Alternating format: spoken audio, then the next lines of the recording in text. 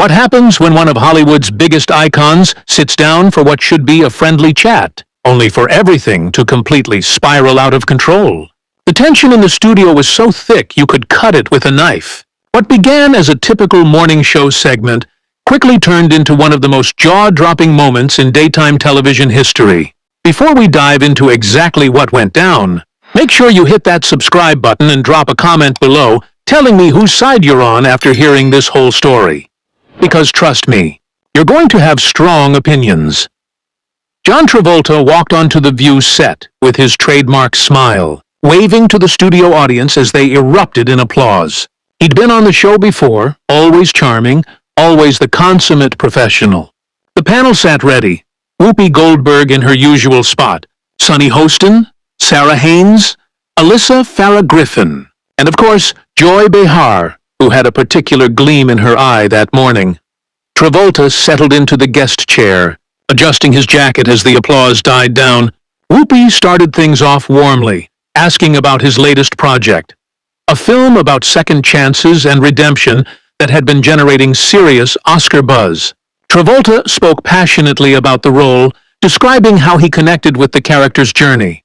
The conversation flowed naturally for the first few minutes, with the hosts asking about his preparation, his co-stars, and what drew him to the script. Everything seemed perfectly normal, exactly what you'd expect from a seasoned actor promoting his work. Then Joy leaned forward, that gleam intensifying, and the entire atmosphere shifted. She had been quiet up until this point, letting the others carry the conversation, but now she had something to say. Her voice carried an edge that immediately put everyone on alert. She brought up a comment Travolta had made in an interview 3 weeks prior about the changing landscape of Hollywood and how the industry had lost touch with everyday audiences. It had been a fairly innocuous statement at the time, but Joy had clearly been waiting for this moment to address it directly. Travolta's smile faltered slightly, but he maintained his composure, nodding slowly as Joy framed her question. She asked him to clarify what he meant, specifically focusing on a phrase he'd used about authenticity in storytelling. Her tone suggested she already had her own interpretation, and it wasn't charitable. Travolta took a breath, clearly choosing his words carefully, explaining that he simply felt modern films sometimes prioritized spectacle over substance, that stories used to connect with people on a deeper emotional level. Joy wasn't having it. She interrupted him mid-sentence, her voice rising just enough to signal that this wasn't going to be a gentle back and forth. She suggested that what he was really saying was that he didn't like the direction Hollywood was taking. More diverse stories, more inclusive casting, more perspectives that hadn't traditionally been centered. Travolta's expression changed instantly, the professional mask cracking as he realized where this was headed. He shook his head firmly, trying to interject, but Joy kept going, building momentum. The other hosts exchanged uncomfortable glances, clearly uneasy with how quickly this had escalated. Whoopi attempted to steer things back, but Joy was locked in now, pressing her point. She referenced several of Travolta's recent projects, questioning why he hadn't been part of some of the more progressive films making waves. Travolta's jaw tightened, and for the first time, his voice took on a defensive edge. He stated clearly that his comments had nothing to do with diversity or inclusion, that he'd been one of the first to champion different voices in the industry decades ago. Joy laughed, but it wasn't a friendly laugh. It was one loaded with skepticism. She asked him to name examples to prove his point. The audience had gone completely silent, the tension radiating through the studio. Travolta sat up straighter, his famous cool demeanor straining under the pressure. He started listing projects, roles he'd fought for, people he'd supported. But Joy cut him off again, dismissing his examples as insufficient or too old to matter in the current conversation. That's when Travolta's tone shifted. No longer defensive, but sharp. He told Joy directly that she was twisting his words, creating an argument where none existed. His voice remained controlled, but there was an undeniable steel in it now. "If you'd actually read the full interview," he said, his words measured but firm, "instead of pulling one quote out of context, we wouldn't be having this conversation." Joy's eyes widened, clearly not expecting him to push back so forcefully. She quickly fired back, insisting that his words spoke for themselves. Context is just an excuse people use when they get called out.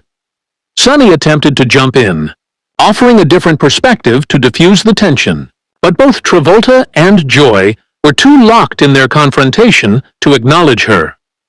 Travolta leaned forward, his hands gesturing emphatically as he spoke. This right here is exactly the problem I was talking about in that interview.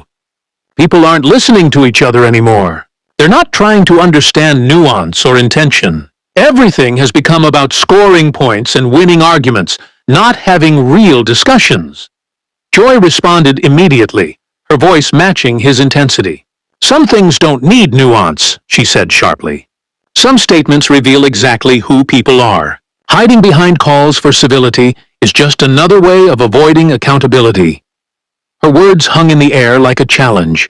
Travolta went very still, his expression shifting from frustration to genuine anger. He leaned in, locking eyes with her, and asked, "Are you questioning my character? After 50 years in this industry, after everything I've done and stood for, you're going to sit here and make implications about who I am as a person?" The studio went absolutely silent. Even the camera operators seemed uncertain whether to keep filming. Whoopi made another attempt to intervene, her voice firm but calm, reminding both of them that they could disagree without it becoming personal. But Joy wasn't backing down, and neither was Travolta. "If you're offended by my questions," Joy said coolly, "maybe you need to ask yourself why they bother you so much." Travolta's response was quick and decisive. "I'm not offended," he said, his voice steady, "but I'm disappointed. A show that claims to value different perspectives shouldn't be so quick to demonize someone just for expressing an opinion that doesn't fit the narrative." Sarah tried to ask a question about the film, desperately attempting to redirect the conversation, but her voice was barely audible over the building confrontation. Joy, undeterred, told Travolta that playing the victim didn't suit him. "You've had every advantage in your career.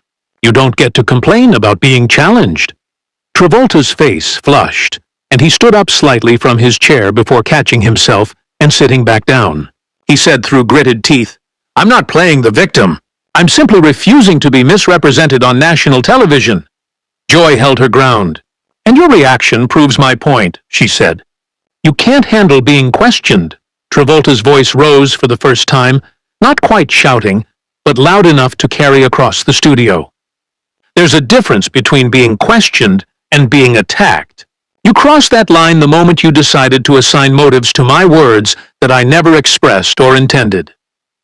The other hosts were visibly shocked, unsure how to regain control of the segment. Alyssa finally managed to get a word in, suggesting they take a breath and approach this differently. But the damage was already done. The energy in the room had shifted irreparably. Travolta looked at Joy, his expression a mixture of anger and genuine hurt. "Is this really how you want to conduct journalism?" he asked. "By creating conflict where none needed to exist?" Joy shot back that real journalism meant asking hard questions, not lobbing softballs at celebrities who expected to be treated with kid gloves. Travolta let out a bitter laugh, shaking his head. "Hard questions are fine. Welcome, even," he said, his voice steady but tinged with frustration. "But what you're doing right now, this isn't journalism. It's something else entirely." He didn't elaborate, but the implication hung heavily in the air. Joy's expression hardened further, her eyes narrowing. "If you can't handle the conversation, maybe you shouldn't have agreed to come on the show." The words landed with a cold finality, and the audience gasped audibly at the sharp turn in the tone. The hostility was undeniable now. Whoopi's authoritative voice cut through the tension, urging for a commercial break. But before anyone could move, Travolta stood up. This time he didn't sit back down. He looked directly at Joy, his demeanor calm but firm, his voice laced with cold dignity.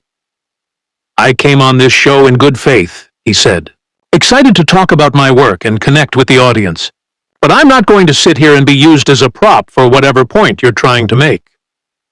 Joy stood as well, matching his energy. "If you want to leave, no one's stopping you," she said, the challenge in her voice unmistakable. The other hosts began speaking over each other, desperately trying to calm things down. But it was too late. The atmosphere had shifted, and there was no turning back.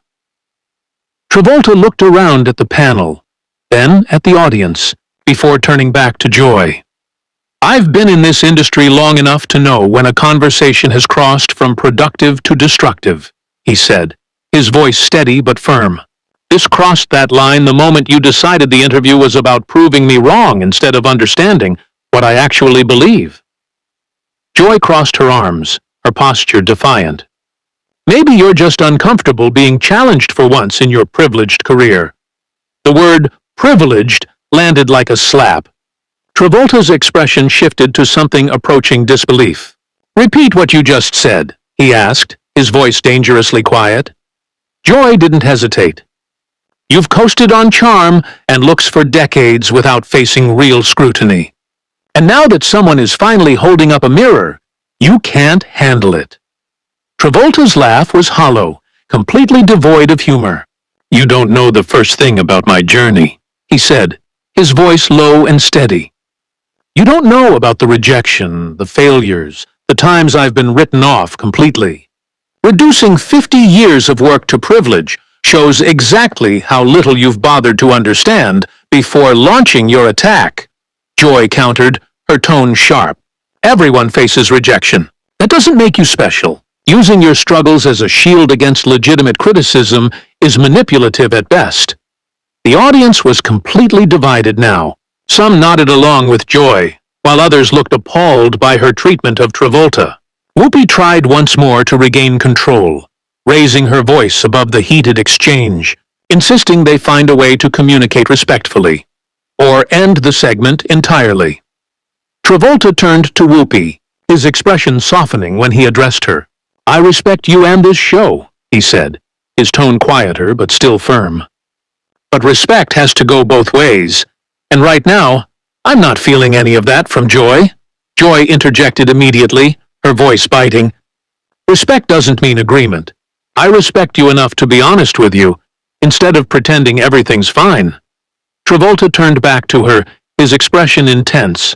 "What exactly are you being honest about? What truth do you think you're serving by turning a promotional interview into an interrogation?" Joy's reply came swiftly. "The truth is that people like you, established stars with built-in audiences, often say things that sound reasonable on the surface, but reinforce harmful ideas underneath. And it's my job to call that out." Travolta raised an eyebrow, his voice challenging. "What harmful idea do you think I'm reinforcing?" He leaned forward, daring her to be specific, to back up her claims instead of speaking in generalities.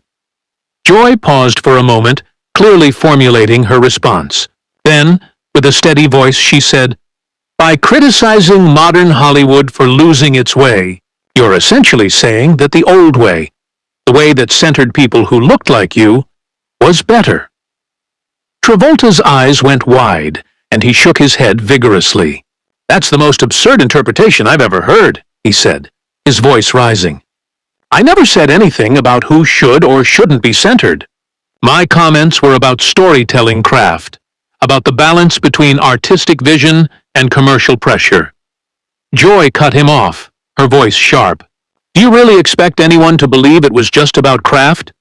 That there wasn't some nostalgia for a time when Hollywood was less complicated, less demanding of its stars?" Travolta's face flushed with anger. "You're putting words in my mouth," he said flatly. "You're creating an argument you want to have instead of responding to what I actually said." Sonny tried to step in, offering a middle ground. "Maybe both perspectives have validity," she suggested. "Travolta's concerns about storytelling and Joy's concerns about representation, they could coexist." But Joy wasn't having it. She shot back. "False equivalence is part of the problem. Not every opinion deserves equal weight, especially when some opinions uphold systems that have excluded people for generations." Travolta threw his hands up, exasperated. "How does my desire for better character development and emotional depth uphold any system of exclusion?" he demanded. Joy responded, her voice steady but firm. It's about the framing. It's about who gets to decide what constitutes good storytelling. For too long, one perspective has dominated. And now that other voices are finally being heard, people like you are calling it a decline in quality. Travolta's voice rose again, sharp and passionate. Quality has nothing to do with who's telling the story. It has everything to do with how well it's told. He paused for a moment, then added, "Some of the best films I've seen in recent years feature perspectives completely different from my own. And I've championed them publicly." Joy raised an eyebrow. "Give me specifics," she challenged. Travolta rattled off several titles, directors, and actors he had praised in interviews and social media posts, listing films he had openly supported. Joy listened but dismissed them with a wave. "Those are safe choices," she said dismissively. "Films that had already won awards and critical acclaim. Easy to support after the fact." Travolta looked genuinely stunned, his jaw tightening. "What exactly would satisfy you then?" he asked, his voice carrying a mix of frustration and disbelief. "What proof do you need that I'm not the cartoon villain you seem determined to make me?"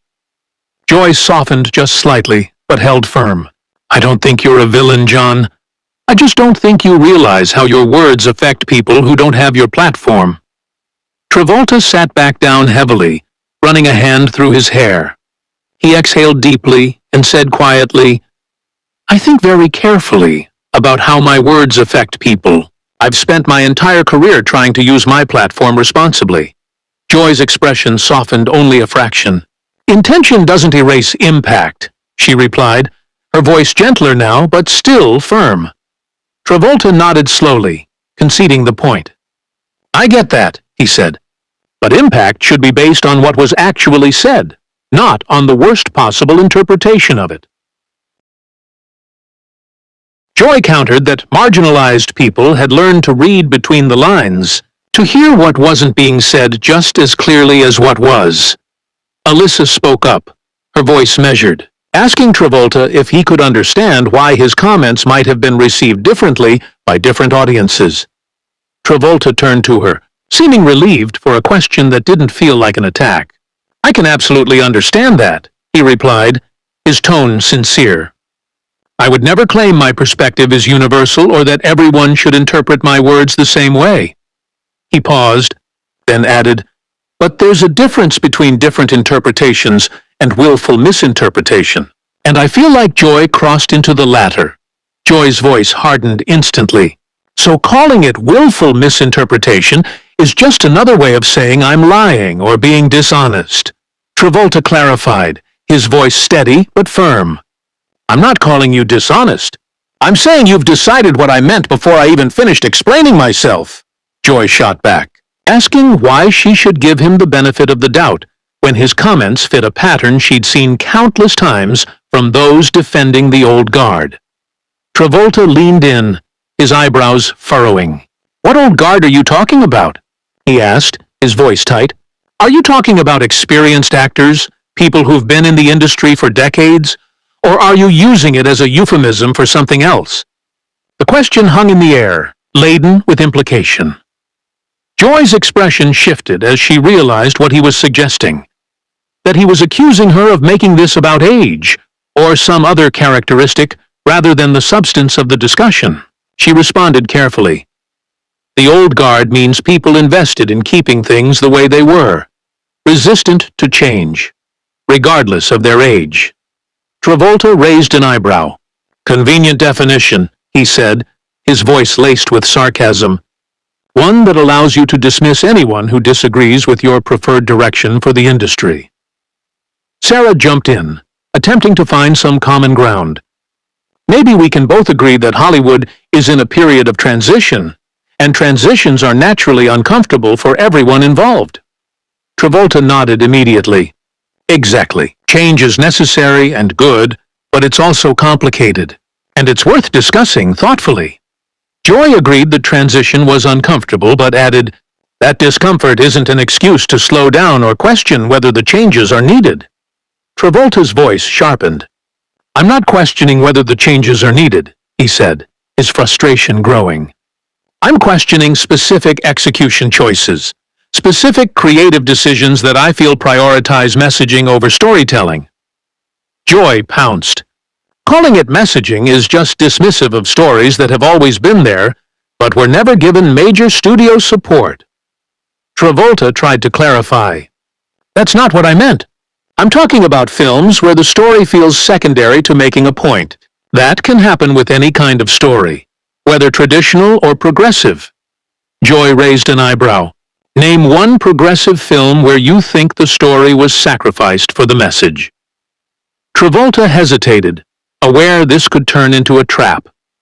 Any title he mentioned would be dissected and used against him. I'm not going to throw specific projects under the bus, he said, choosing his words carefully. I respect the people who made them, even if I had creative disagreements. Joy, undeterred, responded, Your refusal to name examples proves you're speaking in abstractions. Making vague complaints without standing behind them with concrete evidence. Travolta's frustration was now visible. His composure was cracking. Naming titles would accomplish nothing except turning this conversation into a debate about those specific films, rather than the broader point about balancing artistry and advocacy. Joy wasn't having it. The broader point is meaningless without specifics. Anyone can make sweeping statements if they never have to defend them with examples. Travolta countered, his voice growing sharper. I've given examples of films I've loved and supported, but you've dismissed those. So clearly, examples only matter to you when they support your predetermined conclusion. Whoopi interjected forcefully, her voice rising above the tension. We're going in circles here. Both of you need to take a step back. Travolta looked at Whoopi and nodded. I appreciate you trying to mediate, he said, his tone softer. But I don't think moving on is possible at this point. The show clearly decided I was here to be made an example of, not to have a genuine conversation. Joy immediately objected. That's unfair. I'm doing my job as a host by asking tough questions. Travolta stood up again, this time clearly preparing to leave. Tough questions are one thing, he said, his voice low but firm.